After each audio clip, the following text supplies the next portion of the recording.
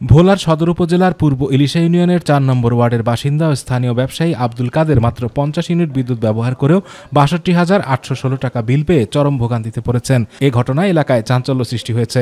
৫০ unit বিল আসছে আমার ৬২,৮১৬ টাকা। তখন আমি ওনাদের কাছে গেলাম, যাওয়ার পর ওনারা আমারে বললো যে এটা আমরা কিছু করতে পারবো না, এটা আরবিতে একটা আছে, আরবিতে যাই আমরা যদি সমাধান করতে পারেন। ভুক্তভোগী জানান, জানুয়ারি থেকে জুন পর্যন্ত বিদ্যুৎ সরবরাহ ছিল খুবই অনিয়মিত এবং বিল প্রদান করেছেন তিনি। হঠাৎ অস্বাভাবিক এ বিল পাওয়ার পর তিনি বিষয়টি পরাণগঞ্জ জোনাল অফিসে জানান। একাধিকবার অডিট করলেও কর্তৃপক্ষ কোনো সমাধান দিতে পারেনি। আমি ৭ বার ওনাদের কাছে গেছি, ওনারা আমার ওই কপিটা আমার দেখাইতেই পারতেছে না। এখানে আছে, আমি তো মিটারটা চোরা লাগাই নাই, আমি তাদের আবেদন করেছি, তারাই মিটার দিছে। এখানে কোনো হিসাব কিতাব নাই, টোটালে ওনারা করে দিছে। এটার জন্য কিন্তু জিএম স্যার এই কথাটাও বলছে যে এই বিলটা যে করছে আসমান দীক্ষা করছে।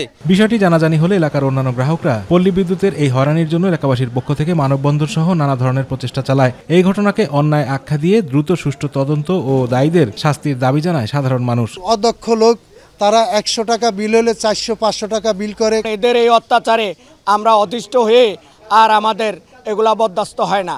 একজন ঝালমুড়িওয়ালার ১১ লক্ষ টাকা বিল, আমরা ভুক্তভোগীরা এখন কোথায় যাব, কার কাছে গিয়ে প্রতিক্রিয়া পাবো, আমরা পাচ্ছি না। যখন কমপ্লেন জানাই তখন তারা বলে এটা আগে পরিশোধ করেন, তারপরে আপনি কমপ্লেন দেন। Bhola Palli Bidyut Paranganj zonal office deputy general manager Rajib Chandra Bhowmik বিষয়টি দুঃখজনক বলে স্বীকার করলেও গণমাধ্যমের সামনে আনুষ্ঠানিকভাবে কোনো মন্তব্য করতে রাজি হননি। তিনি জানান, যা বলার ঊর্ধ্বতন কর্তৃপক্ষ বলবেন।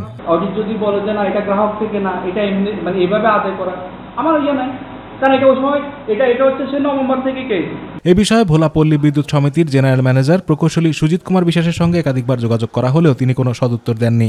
ওই লোক ৫০ ইউনিটের এগেনস্টে গেল না কি গেল, এটা উনি মন্ত্রণালয়ে অভিযোগ করছে। মন্ত্রণালয়ে অলরেডি আমরা রিপোর্টিং দিয়ে দিছি। আমি আর এই বিষয়ে কথা বলতে চাচ্ছি না, মিনিস্ট্রি আমাদের কাছ থেকে তথ্য নিয়েছে। আতিকুর রহমান তিতাস, মাই টিভি।